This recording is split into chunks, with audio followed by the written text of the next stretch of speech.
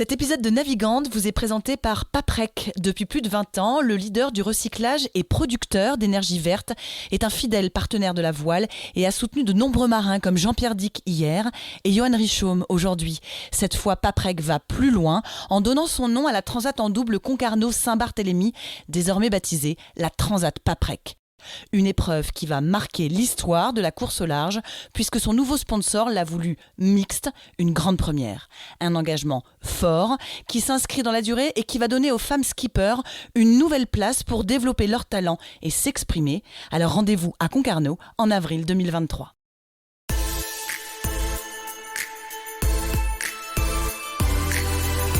Bonjour à tous, bienvenue dans Navigante, le podcast dédié aux femmes de la course au large et de la régate, celles sous les feux des projecteurs, celles de l'ombre aussi, à ces femmes compétitrices, déterminées, qui mènent parfois 1000 vies en une.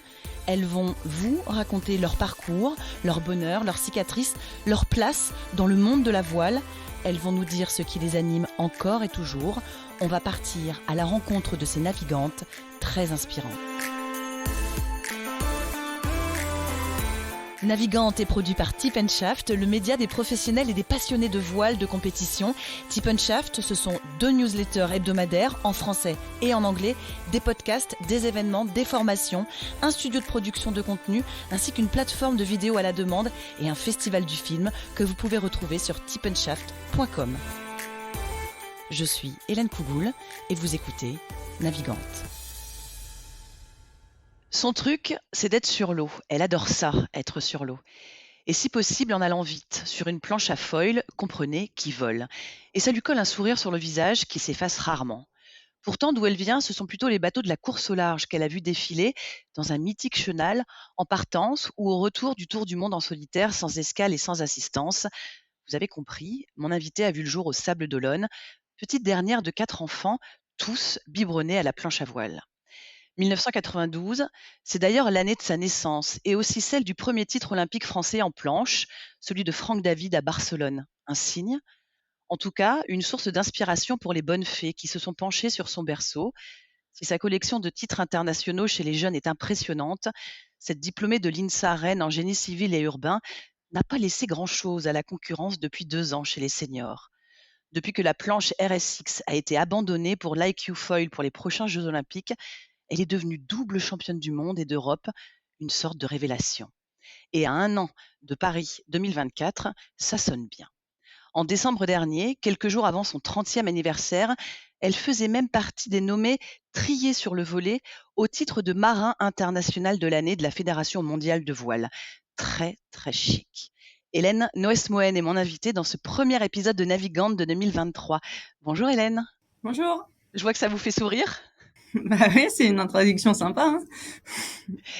Hélène, on va commencer avec la première question qui est un petit rituel dans Navigante.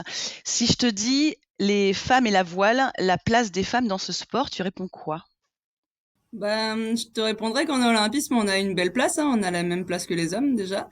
Donc moi, j'ai toujours grandi avec ça, vraiment dans cette culture de la voile olympique où c'est exactement pareil. On a une médaille au jeu pour les hommes et pour les femmes. Donc à partir du moment où on se bat pour la même chose, on a aussi les mêmes moyens qui sont mis en place derrière. Donc vraiment, nous, on sent pas la différence entre être une femme ou un homme. Après, par contre, c'est vrai que dans tout ce qui est planche à voile professionnelle, comme dans la voile professionnelle, hein, il y a encore des gros déséquilibres parce que c'est un milieu qui s'est construit avec des pionniers plutôt masculins et je pense qu'on vit une belle époque où les tendances sont en train de s'inverser, mais c'est pas encore le cas et c'est vrai que on le sent un petit peu nous, notamment quand une marque choisit constitue une équipe pour aller constituer une équipe de ces coureurs, notamment les femmes, c'est souvent pour communiquer et les hommes plutôt pour le développer le matériel. Alors que c'est vrai qu'on aimerait bien aussi être dans le développement du matériel, donc on le sent un peu, mais vraiment je pense qu'on est en train de vivre une bonne époque où les tendances s'inversent petit à petit, quoi.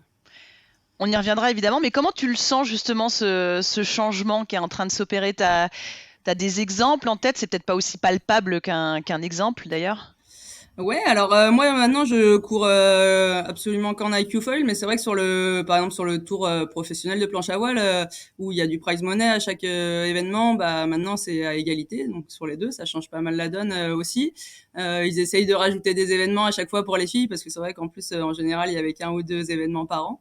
Et voilà, on voit ça venir petit à petit. Je pense que c'est aussi avec tout ce qu'on voit en voile professionnel, des quotas de femmes sur les bateaux, que ce soit sur là sur The Ocean Race en ce moment ou sur CLGP, c'est quand même on voit que petit à petit ça s'installe, il y a de plus en plus de projets féminins qui viennent et c'est vrai que ça nous donne des vraies opportunités pour les femmes de monter sur des bateaux quoi. Donc c'est quand même assez exceptionnel.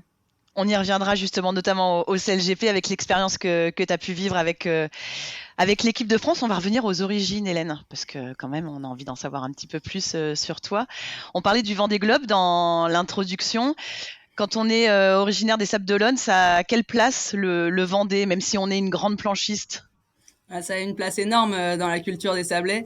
Je pense dans la culture des enfants des sables. C'est vrai que maintenant le Vendée Globe, ça a une énorme reconnaissance française et internationale. Mais je pense que moi j'ai vraiment l'impression d'avoir vécu dans les premières éditions des moments qu'on peut plus vivre maintenant. Nous, quand on était enfant, on allait suivre toutes les arrivées du premier au dernier, que ce soit en journée ou à 3 heures du matin.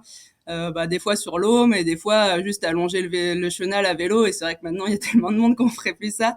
Mais c'est vrai qu'on a vécu des moments assez exceptionnels. Même on sortait de l'école ou du collège, on allait au PC Course chercher la petite feuille de classement quand il n'y avait pas encore toutes les positions internet. Donc c'est vrai que ça laisse plein de place dans la mémoire. Moi j'ai vécu des super départs, arrivées. De jour, de nuit, vraiment sur des bateaux. Mon père, il m'emmenait souvent sur les bateaux sécurité aussi. Donc c'est là où on est au plus proche des arrivées. On va chercher les arrivées assez loin. Donc on vibre vraiment Vendée Globe au Sable d'Olonne. Même s'il n'y en a pas eu beaucoup, tu étais impressionné en particulier par les femmes qui partaient faire ce tour du monde?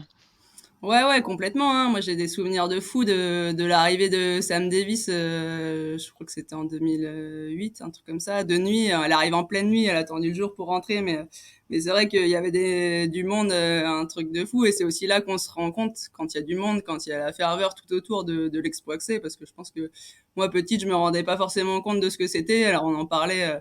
Vraiment la grande aventure. Maintenant, j'ai des copains qui le font, je vois vraiment ce que c'est. Et même, voilà, à naviguer, on prend aussi la mesure de l'exploit que c'est. Mais c'est vrai que toutes les histoires d'Hélène MacArthur aussi, c'est vraiment des belles histoires.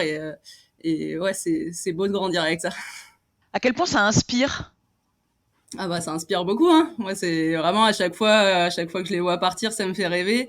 Vraiment, je trouve que c'est ce qu'ils font, c'est des exploits, c'est des aventures de fous, et même rien que l'aventure humaine de partir seul 3 mois et d'être en mer tous les jours. Ouais, je pense que c'est assez exceptionnel, quoi. Alors, outre le Vendée Globe, tes premiers souvenirs à toi avec la mer, ils ressemblent à quoi? Alors, je pense qu'il y a les souvenirs qu'on se crée avec les photos. Donc, ceux-là, je sais pas si je m'en souviens, mais c'est vrai que moi, mes parents, nous, nos frères et sœurs, ils nous ont jamais forcé à faire de la planche, mais on y est tous venus. Par contre, quand on était petits, ils nous ont laissé découvrir plein de sports. On a tous fait énormément d'activités différentes, beaucoup de sports d'extérieur notamment. Mais la planche, c'était vraiment l'été pendant les vacances. Mon père, il nous avait fait un tout petit gréement en bois. Enfin, le mât, c'était une canne à pêche. Enfin, vraiment, c'était tout fait pour que ce soit léger, pour qu'on essaye. Donc, je pense que ça, c'est vraiment les premières fois où j'ai fait de la planche par moi-même. Je sais pas si je m'en souviens par les photos ou par moi-même. Et par contre, c'est vrai qu'encore plus tôt, des fois, ils nous emmenaient sur le devant de la planche où on s'agrippait à ses jambes, on essayait de se mettre debout quand ils naviguaient. Ouais, je pense que ça, moi, j'ai eu la chance de faire de la planche tôt, mais je pense que mes souvenirs de mer, c'est aussi bien. Moi, le midi, des fois, ma mère, elle venait me chercher à l'école, et elle m'emmenait, on allait surfer entre midi et deux, et on redéposait à 14 heures, toute salée, toute sablée. Et c'est vrai que je pense que j'ai eu cette chance dans l'enfance de vraiment vivre au rythme de la mer, quoi. On va revenir justement tu parlais de ton papa qui, lui, a glané des titres européens et mondiaux, qui a fait une préparation pour les Jeux Olympiques, hein, donc il connaît bien tout cet univers-là. C'est un atavisme. Chez vous, la planche, tu parlais de tes frères et sœurs, hein, il y a une grande sœur, deux grands frères. Vous êtes tous planchistes, on peut pas y couper quand on s'appelle Noès Moen? Bah ouais, je sais pas si on peut pas y couper justement. Hein, je te disais, jamais ils nous ont forcé. Hein, moi, c'est vrai qu'à un moment, j'ai arrêté les autres sports bah, pour faire de l'optimiste. Et au bout d'un an ou deux, je trouvais vraiment que ça avançait pas. Et à ce moment-là, il y avait déjà mes frères et sœurs qui faisaient de la planche. Je les voyais partir ensemble le week-end en compétition. Et du coup, bah, à un moment, j'ai dit à mon père, non, il faut vraiment que j'aille faire de la planche avec eux. Enfin, ça a l'air cool, quoi. Et puis j'ai envie d'aller plus vite, j'ai envie de passer mes week-ends avec les frères et sœurs. Et mon père, il voulait pas. Hein, au début, il voulait que je me réinscrive encore une année en optimiste. Bon, au final, il a lâché le morceau et je me suis mis assez vite à la planche. Mais c'est vrai que vraiment, je pense qu'on y est tous venus un par un à notre rythme. Bah, mon frère Pierre, qui continue en ce moment dans la planche, c'est presque celui qui a commencé le plus tard. Lui, il a fait pas mal de catamarans. Enfin, vraiment, ça s'est fait.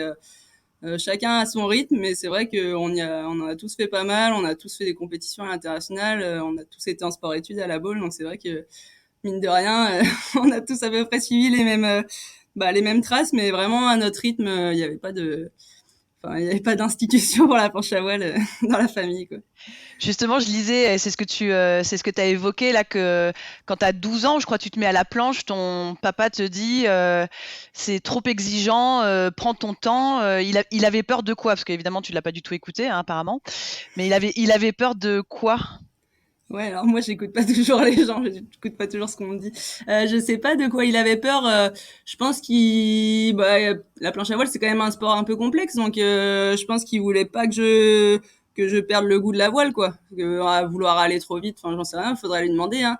Mais c'est vrai que la planche à voile c'est un peu intransigeant comme sport enfin, je pense que son but c'était vraiment, ou le but de mes parents c'était que je m'amuse dans le sport et pas que ce soit trop dur et que ça dégoûte, quoi. Donc je pense que c'était une manière de me protéger par rapport à ça, quoi. Alors, tu es tellement pas dégoûté que en 2005, j'aime beaucoup cette anecdote et tu vas nous la raconter et tu vas la raconter à nos auditeurs. Tu accompagnes ton grand frère justement à un championnat du monde, hein, si je me trompe pas, hein, si j'ai bien lu les articles te concernant. Et alors, a priori, tu ne fais que accompagner ton grand frère. J'étais en train de me demander à quelle anecdote t'allais venir. Ouais, c'est vrai. Ben en fait, mes parents, quand on partait en vacances l'été, donc quand tous mes grands frères et grandes sœurs ont commencé à faire de la planche et des compètes, tout simplement, ça coûtait cher. Ils avaient pas forcément des gros moyens, et du coup, ce qu'ils faisaient, c'est qu'ils faisaient un peu une pierre deux coups. On partait en vacances avec les planches sur le toit, on allait dans des campings qui étaient sur le lieu des compètes, et comme ça, les frères et sœurs, ils faisaient les compètes et puis moi j'étais au camping, quoi, avec une planche quand même pour naviguer. Donc d'abord il y a eu, je crois que c'est en 2003 ou en 2004, on a été quand même jusqu'en Bulgarie comme ça. Il y avait un championnat du monde ou d'Europe en Bulgarie où bah, du coup on a traversé toute l'Europe. C'était génial, hein, on a fait plein d'étapes, on a visité plein d'endroits. Enfin moi j'ai surtout ce souvenir là. Je pense que mes frères et sœurs ils ont le souvenir de la compète, mais voilà, chacun ses souvenirs. Et en 2005 du coup c'était en Pologne. Moi, je sais pas si j'y allais que pour accompagner, hein, mais effectivement, j'ai fait un championnat du monde, mon premier championnat du monde comme ça. C'est À sûr 13 ans. que, voilà, c'est sûr que ça avait dû être programmé plus tôt pour pour mon frère. Je sais pas comment ça s'est passé. Je l'ai fait et j'ai fait mon premier podium mondial d'ailleurs à ce moment-là, quoi. C'était chez les minimes, donc il y avait pas non plus une concurrence énorme. C'est quand même jeune, minime en planche à voile. T'en avais tiré une fierté de finir mieux que ton frère ou il y avait un peu le respect de l'aîné et t'étais un peu gêné? C'était quoi cette troisième place justement que tu décroches à ce moment-là? Ah, franchement, moi, il y a jamais eu dans la famille de mieux que l'un ou mieux que l'autre. Non, au contraire, du coup, Marc, mon frère qui était sur ce championnat l'année d'avant, lui, hein, ou 2 ans avant en Bulgarie, il avait fait un super podium. Hein, donc, moi, il y a jamais eu de mieux que lui. Je sais même plus ce qu'il avait fait, vu que tu le dis. J'imagine Huitième. qu'il D'accord, ok. Mais il était peut-être chez les cadets aussi, enfin je sais pas, mais tu vois, selon les catégories, les moments, c'est pas toujours facile. Non, franchement, moi j'ai plutôt des souvenirs, enfin voilà, des bons souvenirs il y a que des bons souvenirs de partage avec les frères et sœurs hein, sur ces compètes. Puis c'était vraiment je sais pas si on avait vraiment l'impression de partir en compète parce que c'était vraiment les vacances au camping. Enfin là, en Pologne, on était juste derrière le club. Ça a toujours été un peu comme ça et c'est vrai que je sais pas si à ce moment-là, je me suis rendu compte que je faisais un championnat du monde. Ce détachement de l'époque, tu t'en sers encore aujourd'hui? Bah, je sais pas si je m'en sers, non, je pense que Ce qui s'est passé surtout, c'est que moi, quand j'étais jeune, je me suis jamais dit je veux faire les Jeux Olympiques, quoi. Vraiment, je me disais juste j'aime la planche à voile, je vais en faire un peu plus, le plus possible parce que j'aime ça. Et en fait, de fil en aiguille, ça m'a emmené en sport-études régional, ensuite en pôle France, à aménager mes études d'ingénieur pour en faire pour pouvoir continuer à en faire vu que j'aimais ça. Et c'est plutôt après le goût de d'aller au bout des choses et de me dépasser qui fait que aujourd'hui je rêve des Jeux Olympiques parce que c'est l'épreuve ultime en voile, parce que c'est une fois tous les 4 ans. Qu'on y retrouve toute l'adversité dont on pourrait rêver, qui nous pousse à nous dépasser. Et en fait, ouais, c'est plutôt, je pense, moi, je suis venue dans la planche à voile vraiment par passion. J'ai jamais eu de, enfin, je me suis jamais dit dans 2 ans je veux me voir là, ou en tout cas j'ai commencé à le penser que vraiment quand je suis rentrée dans du haut niveau avec une vision à plus long terme. Et c'est vrai que du coup je suis là où je suis aujourd'hui. Des fois j'ai l'impression que c'est un peu par hasard quand même. Moi, ça, j'y crois pas trop, hein, le hasard à ce niveau-là. Hélène, on est quand même bien d'accord. Quand on a 2 titres de championne du monde, c'est pas complètement le hasard non plus. On peut revenir au sport-études, justement, à la bowl. Je lisais que tu disais qu'à l'époque, vous vous entraîniez les filles beaucoup avec les garçons. Et que c'était motivant parce qu'on essayait toujours de les dépasser. C'était quoi l'état d'esprit à l'époque? Ouais, franchement, filles garçons, il y avait pas de différence dans les groupes. Et c'est vrai que moi, j'ai toujours aimé m'entraîner avec des garçons. Encore aujourd'hui, vraiment, j'adore ça parce que ils ont des qualités, notamment physiques, hein, d'explosivité ou d'autres qualités qui font que, pour nous, pour être à leur niveau, on est obligé vraiment de se dépasser ou alors de trouver d'autres moyens, qui soient des différences techniques ou de la fluidité, enfin d'autres façons d'être devant. Et c'est vrai que moi, j'ai toujours trouvé que c'était une super chance parce que, en fait, en s'entraînant avec les garçons, ça nous booste vraiment au quotidien. Et je pense qu'une grande partie de mes titres, franchement, je les dois à ça, quoi, au fait de m'entraîner avec les gars qui me tirent vers le haut. Et si je m'étais entraînée au quotidien avec des filles, je suis pas sûre que j'aurais été autant vraiment boostée dans ma pratique, quoi. Donc c'est vraiment une chance. Ça a été le cas à la bowl, c'est le cas encore aujourd'hui, hein. En pôle France, on navigue souvent garçons et filles ensemble.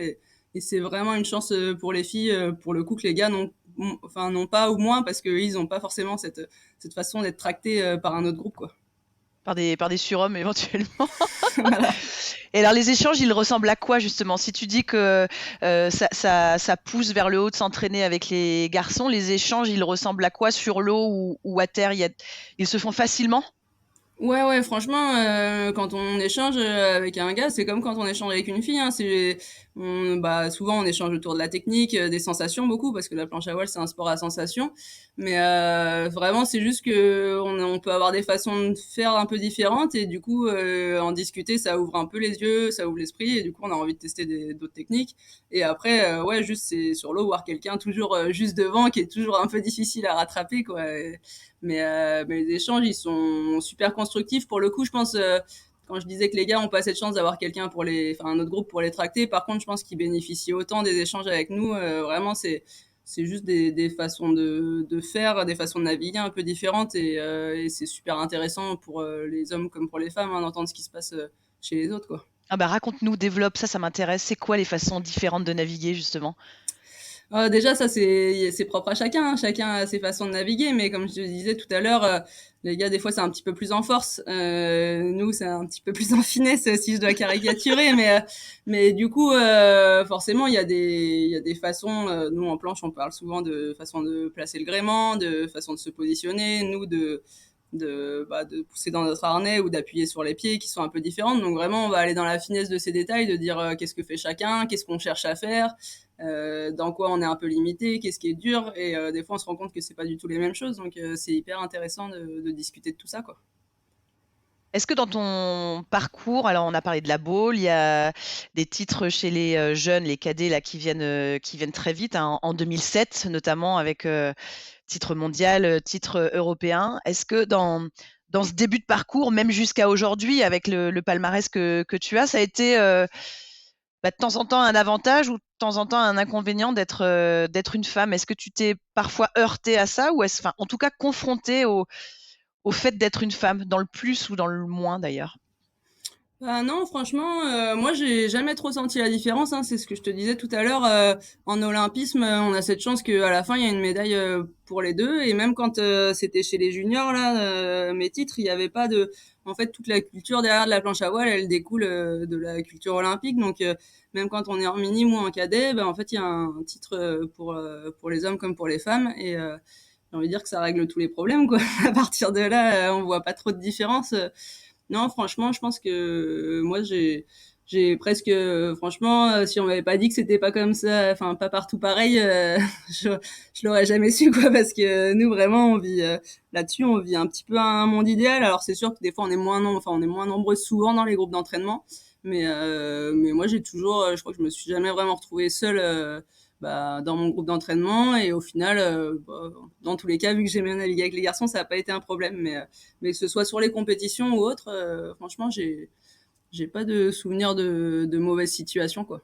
Qu'est-ce qu'il faudrait faire pour qu'il y ait plus de filles dans les groupes d'entraînement, justement? Alors, si tu veux le secret, je pense qu'en planche à voile, il existe en Israël, parce que vraiment, c'est la nation où ils ont toujours plein de filles chez les jeunes, quasiment toujours des championnes du monde. Eux, je sais que dans les clubs, on avait discuté il y a longtemps avec un entraîneur, je pense que, je sais pas si ils font encore comme ça aujourd'hui. Eux, ils recrutent des filles dans les clubs quand elles sont jeunes. Ils essayent de les emmener faire de la planche, parce qu'une fois qu'ils ont des filles, bah, les gars, ils viennent. C'est ce qu'ils m'avaient dit. Donc voilà, à voir si c'est ça le secret. Je sais pas, non, honnêtement, je sais pas du tout. Je pense que des fois, ouais, les filles, elles viennent quand il y a déjà des filles, quoi. Enfin, il y en a qui ont besoin de ça. Donc, faut ouvrir un peu la porte. Je pense qu'une des grosses difficultés, c'est des fois, ça peut être le matériel. Faut qu'il soit adapté dans tous les clubs. Donc, faut globalement des gréements assez légers, des choses qui font qu'on enlève les difficultés au fur et à mesure, quoi. Hélène, tu disais effectivement, et c'est bien logique, hein, eu égard à la discipline, que c'est pas forcément un souci puisqu'il y a une catégorie homme et une catégorie femme. Donc finalement, chacun trouve sa place. Moi, je pensais aussi à potentiellement d'autres domaines, notamment Charline Picon qui dit la même chose que toi ou que vous en olympisme, hein, pas de souci puisqu'il y a catégorie homme, catégorie femme. Mais par contre, pour aller chercher des sponsors, aller chercher des sous, c'est pas toujours facile quand on est une femme. Est-ce que toi, tu as déjà été confrontée à ça? Je me souviens qu'il y a une anecdote où en 2015, je crois que tu fais un crowdfunding pour pouvoir aller en Australie. Est-ce que ça, c'est un souci? Est-ce que c'est plus difficile quand on est une femme? Ouais, alors le sponsoring et le financement de sa saison, franchement, en olympisme, c'est toujours un challenge, hein. Il y a personne qui va te dire que c'est facile. Je pense que malheureusement, la visibilité, on l'a que tous les 4 ans. Et c'est même si nos budgets, ils sont vraiment moindres par rapport à de la course au large, c'est vachement plus dur d'aller trouver des financements. Il y a aussi le fait que nous, au quotidien, notre priorité, c'est d'aller s'entraîner et pas d'aller chercher des sous. Donc, c'est vrai qu'on met le curseur des priorités pas aux mêmes endroits. On va commencer par pas vouloir lâcher la planche pour aller faire des rendez-vous ou quand on va chercher des sponsors, on voudrait que ça marche tout de suite. Donc je pense qu'on n'est pas vraiment on est pas ceux qui savent le mieux, enfin qui savent le mieux faire là-dessus. Après c'est aussi difficile pour les hommes que pour les femmes, je pense. Moi vraiment là où j'ai pu voir des différences, c'était plutôt dans les sponsorings de matériel, mais du coup c'était pas ce qui me servait directement sur les compétitions de planche à dérive. Mais c'est vrai que quand j'ai fait un peu de slalom, c'était toujours une galère hein, de d'avoir du matériel pendant un moment, je pense 2015-2016 notamment, j'ai dû en faire un peu à côté et chaque compétition c'était une galère pour avoir du matériel. Souvent je me retrouvais à rassembler le kit final le matin sur la plage et c'est vrai que sur tout ce qui est sponsor technique, c'est assez difficile parce que le milieu culturellement il est tourné vers les hommes. Après tous les sponsors financiers, je pense que vraiment ça change rien. Et par contre, aujourd'hui, dans les sponsors qui vont chercher à faire des équipes d'athlètes, souvent ils cherchent la parité et ça, pour nous, c'est vraiment un plus. Après, voilà, c'est une galère de tous les jours, hein, trouver des sous. On n'a pas trouvé le secret, je pense, là-dedans dans l'olympisme. Comment tu te vends, toi? Moi, je sais pas très bien me vendre. Ouais, vraiment, c'est pas ma première qualité de savoir me vendre. Ouais, je pense que moi j'aime bien le principe de raconter une histoire quand on démarre quelque chose avec un partenaire, vraiment de jouer sur l'humain. Après, forcément, il faudrait que je me vende plus par rapport à mes titres. Moi, c'est pas j'aime pas trop m'afficher avec un CV de titre, c'est pas ma façon de faire. Donc, j'essaye plutôt d'être dans les échanges, dans le côté humain, les émotions, enfin, ce qui me parle le plus, en fait. Bon, je suis désolée, mais on va quand même en parler de tes titres. Ça t'ennuie pas? Pas de souci. Hélène, pour les Jeux de Tokyo, c'est Charline Picon qui est sélectionnée. Elle ramènera une médaille d'argent. À ce moment-là, on sait aussi que la RSX va être remplacée par l'IQ Foil. Avant qu'on parle de ça, est-ce que c'est une déception pour toi à l'époque de ne pas être sélectionnée? Ouais, ça a été une très grosse déception, hein, la sélection de Tokyo, parce que j'avais commencé à y croire. Bien sûr, je savais que le challenge, il était de taille, hein. En 2017, quand on démarre l'Olympiade, Charline, elle est sortie de Rio avec une médaille d'or. Aux yeux d'une fédération, si l'athlète a envie de continuer, on a tout envie de la revoir au jeu, parce que plus sa medal race à Rio, elle était vraiment dure et vraiment disputée. Je crois qu'il y avait 9 des 10 filles qui pouvaient jouer le podium, quelque chose comme ça. C'était vraiment chaud et vraiment beau ce qu'elle a fait. Donc forcément, une fédé derrière, elle va mettre les moyens sur Charline pour que ça marche, quoi. Donc moi, j'ai fait toute l'Olympiade, un peu hors des sentiers battus, hors de la fédé. J'ai fait des petits passages en équipe de France, mais clairement, j'étais surtout sur des groupes d'entraînement étrangers, donc avec du coaching privé. Enfin, j'avais mis énormément d'investissement dans cette PO en me disant un peu, je me donne toutes les chances. Et ça avait commencé à payer en 2017. Il y a assez vite eu des beaux résultats sur l'européen, sur le mondial. Et derrière, début 2018, je gagne ma première Coupe du Monde senior. Donc là, forcément, c'est le moment où j'ai commencé à y croire. Une fois que je bats, il y avait la plupart des filles qui étaient au jeu, sauf la chinoise quand je gagne la Coupe du Monde. Donc je me dis, ouais, c'est jouable, quoi. En fait, et sauf que derrière, j'ai eu des problèmes de santé et du coup, j'ai dû mettre la planche de côté pendant un moment. Et les sélections sont arrivées super vite. Charline, elle a été sélectionnée sur une épreuve au printemps 2019. Donc pour moi, ça m'a pas du tout laissé le temps de revenir.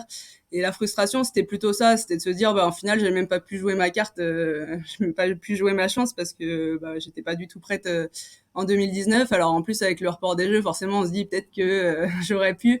Je pense que pour moi, ça a quand même été une chance le fait de pas être sélectionnée tôt, avec du recul. Je l'aurais pas dit à ce moment-là, mais avec du recul, avec le passage au foil, en fait, franchement, ce qu'ils ont vécu là, de s'entraîner tout seul, parce qu'en fait, en 2020, nous, on pensait tous aller jusqu'à, il y avait un championnat d'Europe prévu en mai 2020.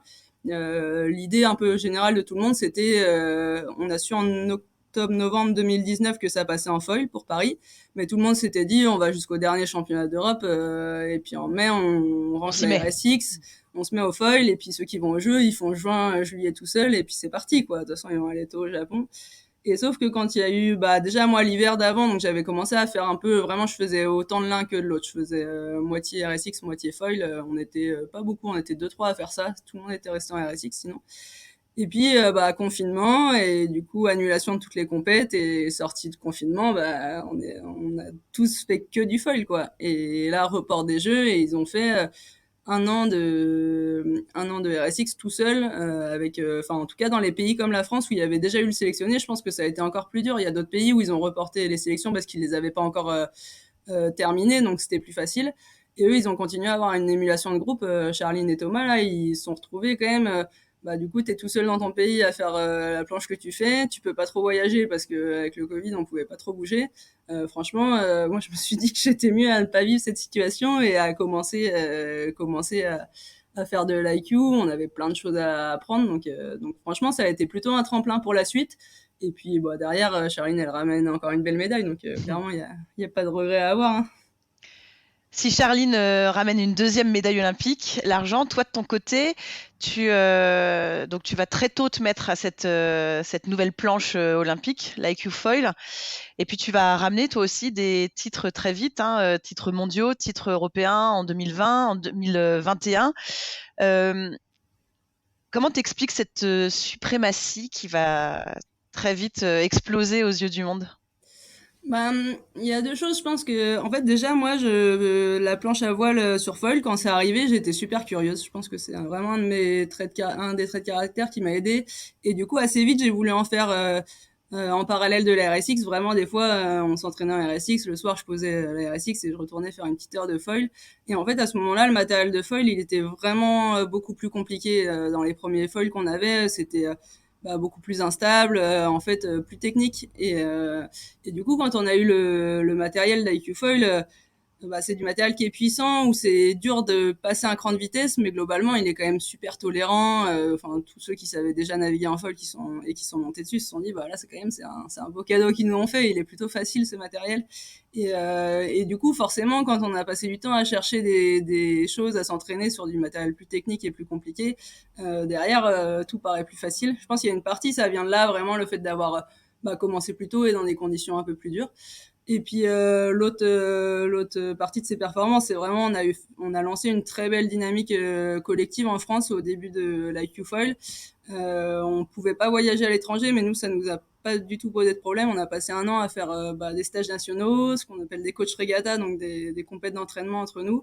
Et on naviguait hommes et femmes ensemble. Vraiment, on faisait tous les stages ensemble, toutes les compètes ensemble.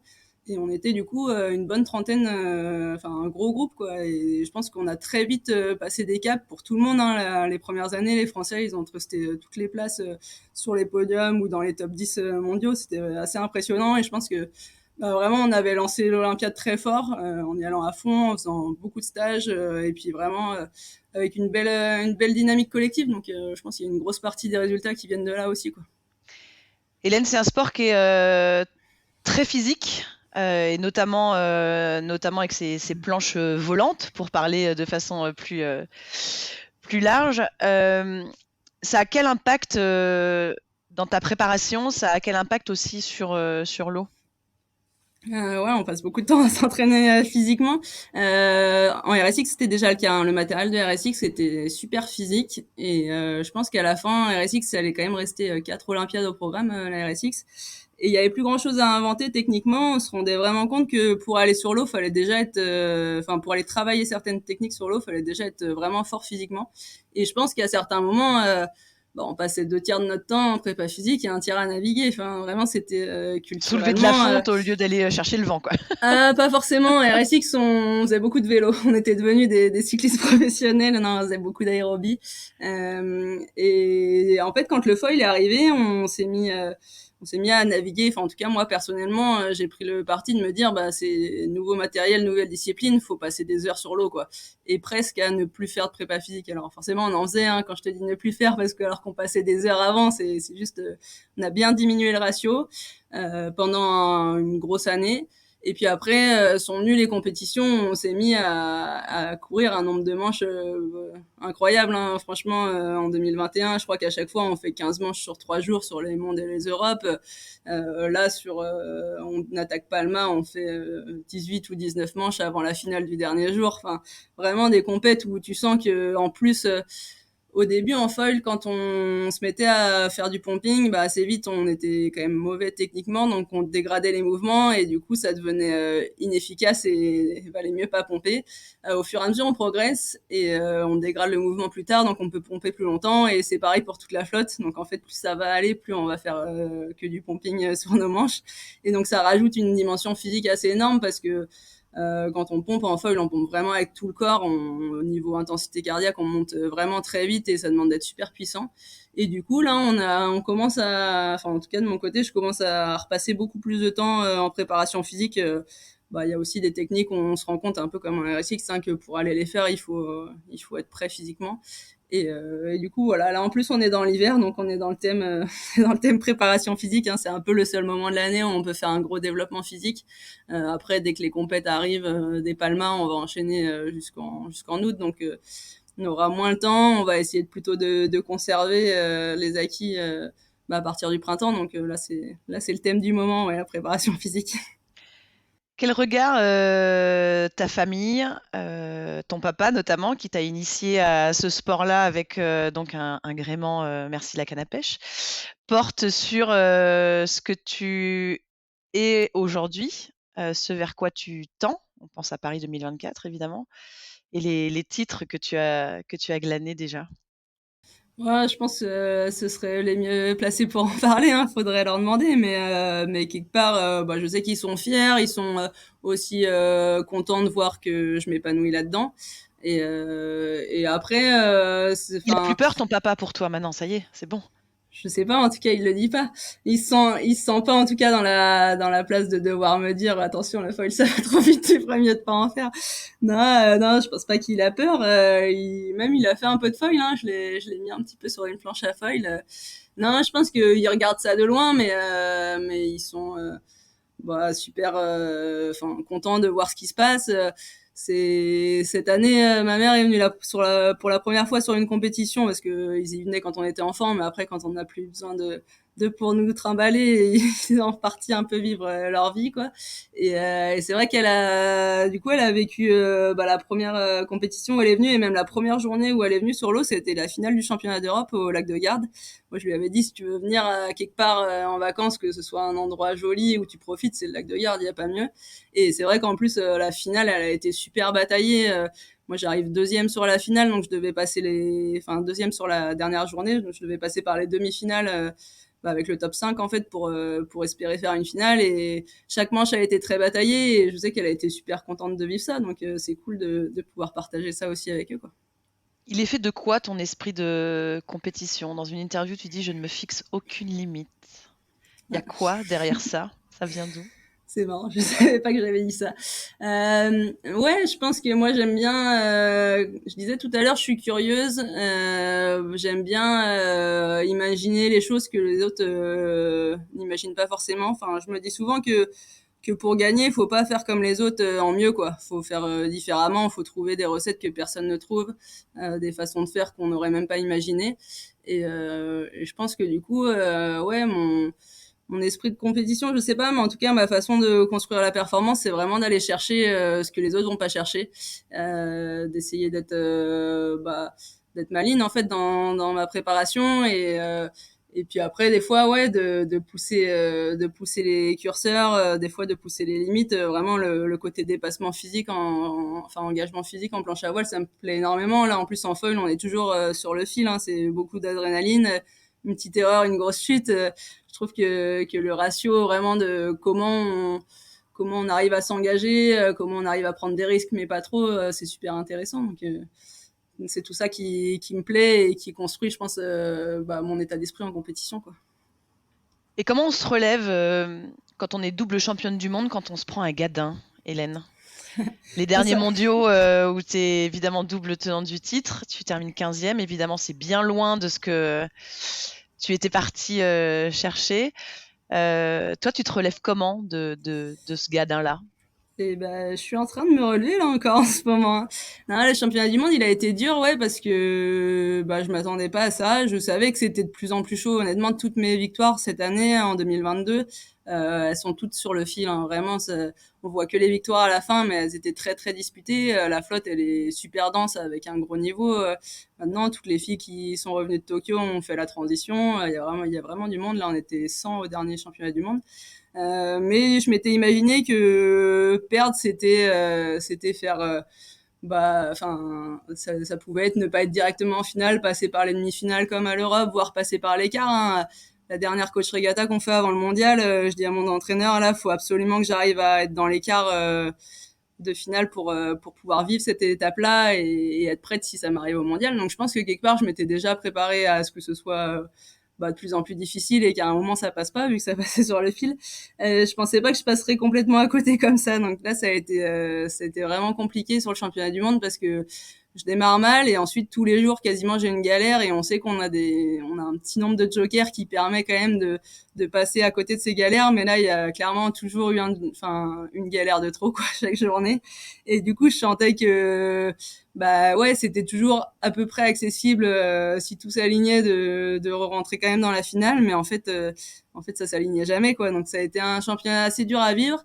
Voilà, après ça fait partie du jeu, ça fait partie du sport, hein. On a eu des conditions assez compliquées aussi sur lesquelles qu'on a quasiment jamais à l'entraînement et c'est resté un championnat du monde chez soi où on pense connaître le site, donc quand d'un seul coup on se retrouve à pas avoir cet avantage-là du lieu, bah c'est difficile quoi. Voilà, après c'est vraiment ça, comment on se relève. Moi j'ai breaké, clairement je suis partie m'isoler en Corse, enfin de la famille là-bas, mais faire de la randonnée, changer les idées. Jusqu'à là, tout allait bien. Et puis après, il a fallu se remettre à l'entraînement là, et là, ça a été vraiment une autre galère. cet automne-là, ça a été vraiment compliqué parce que je pense qu'au fond, ce championnat du monde, il m'a fait réaliser que c'était possible de me sentir prête et en même temps au jeu de peut-être pas être dans le match pour aller faire une médaille et que certes je rêve des jeux, j'ai vraiment envie d'aller représenter la France là-bas, mais je veux pas y aller pour faire de la représentation, je veux pas y aller si c'est pour ne pas pouvoir jouer une médaille quoi, ne pas être dans le match pour ça vraiment. Je me suis dit c'est pas pour ça que je m'entraîne tous les jours, c'est pas c'est pas ça qui me booste tous les matins à me mettre à 100% et clairement à m'entraîner 300 jours par an, 350 jours par an dans mon projet, quoi. Et du coup, clairement, ça a amené pas mal de remises en question, plutôt dans mon projet, dans comment je le conçois, comment tout se passe, comment je l'organise et puis comment j'essaie de construire la performance. Enfin, ces moments, je pense qu'on en vit tous plusieurs, les sportifs dans notre carrière, où vraiment on doit un peu tout remettre en question, tout réfléchir et tout reconstruire. C'est clairement pas des moments faciles, hein. Moi, je navigue beaucoup à l'envie et là, toutes ces réflexions, ça m'avait un peu coupé l'envie de naviguer. Et puis au final, voilà, là-dessus, ce qui m'a clairement aidé à me remettre dedans là et à tout reconstruire, c'est d'être entouré par les bonnes personnes. Donc là-dessus, j'ai pas mal de chance parce que je suis vraiment bien entourée. Mais du coup, là, je reconstruis un nouveau projet avec des nouvelles personnes qui vont réintégrer mon projet, que des personnes avec qui j'ai déjà travaillé. Donc là, on est en train de tout redémarrer un projet tout reconstruire de zéro et de remettre tout simplement beaucoup de simplicité au cœur du projet, retrouver juste le plaisir de la nave. Donc là, ça a déjà bien commencé et concrètement, donc là, je vais partir sur cette saison avec mon frère qui m'a déjà entraîné sur Pierre, qui m'entraînait en 2021 quand j'ai gagné le titre de championne d'Europe et championne du monde. Et avec Christophe Boutet, avec qui j'avais travaillé sur la PO de Tokyo et avec qui j'étais quand j'ai remporté la Coupe du Monde à Miami. Donc là, je m'appuie sur Pierre et Christophe. On est en train de construire un projet qui, j'espère, sera assez solide. Et clairement, en tout cas, il y a beaucoup d'envie. Enfin, ils sont à fond. Donc, du coup, ça, ça m'aide aussi à être à fond. Et voilà, c'est comment on rebondit. Je pense, pour revenir à ta question, c'est vraiment, on essaye de remettre en question les choses qu'il faut, mais sans tout remettre en question, essayer de vraiment faire le tri pour garder ce qui marchait bien et changer ce qui marchait moins bien. Donc voilà, là, c'était clairement une claque, le championnat du monde, et je pensais pas que l'après-mondial serait aussi dur, mais en même temps, c'était clairement une claque au bon moment. Je pense que moi, c'est le dernier moment dans l'Olympiade où je pouvais vraiment tout réorganiser, donc parce qu'après, ça va s'enchaîner. Là, on a une saison assez dense qui va démarrer là en avril et jusqu'au mois d'août, ça va être vraiment très dense. Et derrière, ce sera un an des Jeux, tout va vite s'enchaîner aussi, je pense. Donc voilà. Ça change quoi d'avoir son grand frère, Pierre, dans son entourage pour justement l'entraînement, pour aller jusqu'au jeu? Est-ce que il te pousse encore plus fort? Est-ce qu'il prend soin de sa petite sœur? Non, je pense que c'est une chance. Enfin, pour moi, c'est une chance énorme de l'avoir à mes côtés. Déjà, parce que dans notre famille, vraiment, entre frères et sœurs, on a toujours partagé beaucoup de choses. Et avec Pierre, du coup, on s'est retrouvés déjà à s'entraîner ensemble à la Baule pendant pas mal d'années. Lui, il était étudiant à Nantes. Moi, j'étais encore en sport-études à la Baule et il venait s'entraîner là-bas. Donc, on a passé beaucoup de temps ensemble. Il m'a aussi suivi beaucoup en préparation physique. En fait, lui, c'est sa formation de base et pendant près de 10 ans, il s'est occupé de ma préparation physique. Donc, forcément, en dehors des liens vraiment de frères et sœurs, on a construit beaucoup de liens dans le projet sportif. Et puis, il y a aussi une partie toute simple qui est bien, c'est que on est quand même tout le temps en déplacement. Là, on habite tous les deux à Brest, c'est quand même pas la porte à côté des Sables d'Olonne et c'est cool d'avoir un petit peu de famille avec soi tout le temps. Ça nous permet de passer du temps ensemble et vraiment, le temps qu'on peut passer en famille, on le sait, hein, dans les projets olympiques, il est un peu compté et limité. Donc vraiment, c'est top de pouvoir partager ça ensemble. Moi, je suis super contente là qu'on parte ensemble sur ce projet cette année 2023. Et c'est vrai que sur tout ce qui est relations humaines entre nous, en fait, on se connaît tellement bien que c'est facile. Il y a pas besoin de réfléchir les choses. Après, je pense pas qu'il prenne plus soin de moi que ça. Il essaye aussi de me pousser un peu dans mes retranchements des fois. Donc voilà, c'est un beau projet qui se profile. Quel bel entourage et quel joli projet. Évidemment, on te souhaitera le meilleur. Avant qu'on se quitte, Hélène, j'aimerais bien qu'on revienne. On l'a évoqué en tout début de ce podcast, de cet entretien, sur l'expérience que tu as pu vivre aussi avec le CLGP, avec l'équipe de France. C'était à Saint-Tropez, alors c'est sur la première saison, et c'était à l'époque où on commençait tout juste à faire venir les femmes à bord. Toi, ça t'a apporté quoi, cette expérience-là? Je pense que ça m'a apporté plein de choses. Déjà, au niveau navigation, hein, l'appréhension de la vitesse, c'est vrai que sur ces bateaux, on sent vraiment la puissance du bateau, hein. On sent que, en plus, vu que tout est coordonné dans l'équipage, c'est chacun a son petit rôle, mais il faut vraiment que tout soit bien millimétré et bien orchestré. En foil où tout est chaud, c'est vrai que ça demande une précision et un investissement bah aussi au niveau concentration qui est énorme. Et c'est vrai que voir ces choses-là, les sentir, ça donne envie de d'être encore plus. Enfin, moi, je sais que dans ma préparation en IQ Foil, ça donnait envie d'être encore plus fine, encore plus millimétrée dans tout ça, quoi. Et je pense que vraiment, ouais, avec Amélie, on est arrivé, c'était les prémices du projet, hein, et, quand on est arrivé, ils savaient pas trop où nous mettre sur le bateau, quoi faire, parce que bah, c'est vrai que les jours de navigation et d'entraînement, ils sont comptés sur CLGP, et quand on est arrivé, bah, ils savaient que sur la compète, on serait pas à bord, donc ils voulaient nous faire vivre les manches d'entraînement, mais en même temps, il fallait qu'ils puissent se régler aussi en configuration normale. Donc, ça a été vraiment petit à petit, et c'est vrai que sur les dernières étapes que j'ai fait, bah, notamment à Saint-Tropez, c'était le moment où on sentait que ça allait arriver derrière, que les filles allaient bientôt être à bord. Donc j'avais commencé à faire les manches d'entraînement en grandeur nature, quoi, en ayant un rôle à bord sur la manche d'entraînement et pas que en étant un spectateur. Et c'est vrai que c'est top de sentir bah, tout le potentiel du bateau.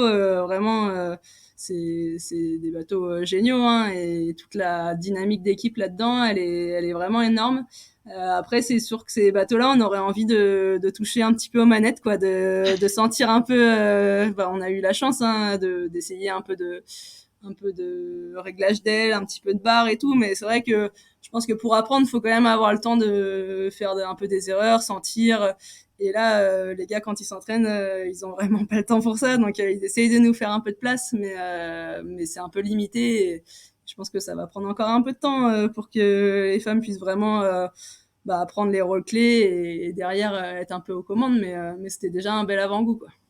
Justement, toi, tu t'as perçu ça comment qu'on fasse, allez, je vais le dire, enfin, appel aux femmes sur ce genre de circuit qui est du très, très haut niveau international? Je me suis vraiment dit, quand je te disais tout à l'heure, on vit une belle époque, je me suis dit, bah, c'est top qu'aujourd'hui, on veuille donner cette opportunité-là aux femmes, parce que c'est vraiment une histoire de donner l'opportunité. Et aujourd'hui, si on regarde, en tout cas, il y a 2 ans, quand ils ont commencé à réfléchir à ça, si on regardait les meilleurs navigants au monde en foil, c'était tous des hommes. Donc à un moment, on veut faire un circuit avec les meilleurs mondiaux, on prend des hommes. En fait, on prend juste les meilleurs navigants. Après, à la fin, c'est des hommes, c'est des femmes, peu importe. Mais là, en l'occurrence, c'était des hommes, mais surtout parce que tout s'est créé comme ça, parce que les équipes de coupe c'était des hommes et que ils ont un passif d'entraînement qui donne une marche énorme à rattraper, et on aura beau s'investir à fond, si on donne pas les opportunités, la marche elle fait que se creuser et être encore plus grande. Donc c'est vrai que commencer à inverser la tendance, c'est génial. Nous on a réussi à faire un stage